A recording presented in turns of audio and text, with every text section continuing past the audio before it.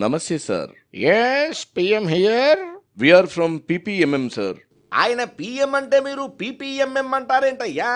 మా కంపెనీ పేరు PPMM sir. Public purpose mission makers. రాబోయే ఎలక్షన్స్ కోసం మేము ఓ కొత్త రకం ఓటింగ్ మిషన్ తయారు చేశాం. చూడండి, ఇదే ఎఫ్ఈఎం.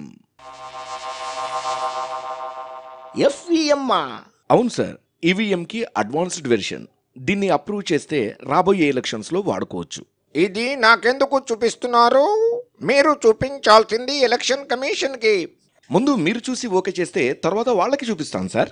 ఏమండే, ఇప్పటికే ఈవీఎంల విషయంలో 1,00,000 కాంట్రవర్సీలు నడుస్తున్నాయి. ప్రజాస్వామ్యం కాస్త ఈవీఎం స్వామ్యం అయిపోయిందని ఆయన ఎవడో హ్యాకర్ మాటలతో నానా రచ్చ అవుతోంది. ఇప్పుడు ఈ కొత్త మిషన్ ఇక్కడికి తెచ్చారని తెలిసిందంటే ఈయన మళ్ళీ ఇరుక్కుపోతాడు. ఏం సార్, ఇది అచ్చం ఈవీఎం లాగే ఉందే? లేదు సార్, పైన ఆ ఫేస్ రికగ్నిషన్ ప్యానెల్ చూడండి.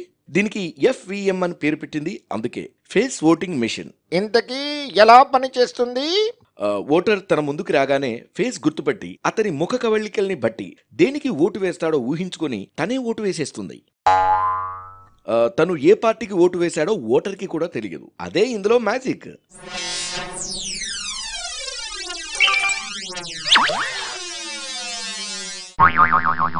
అవును సార్, ఆలోచించండి. తను ఎవడికి ఓటేశాడో ఓటర్కి తెలిస్తేనే కదా గొడవలన్నీ.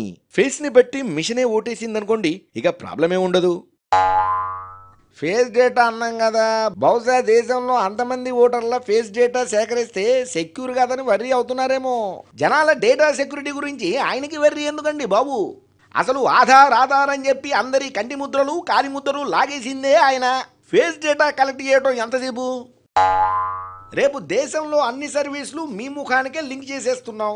ఫేస్ డీటెయిల్స్ ఇవ్వకపోతే ఫోన్ ఉండదు, బ్యాంకు ఉండదు అన్నారనుకోండి, జనం డీటెయిల్స్ ఇవ్వక చేస్తారా? క్యూ కట్టి మరీ ఇస్తారు. ఏం సార్?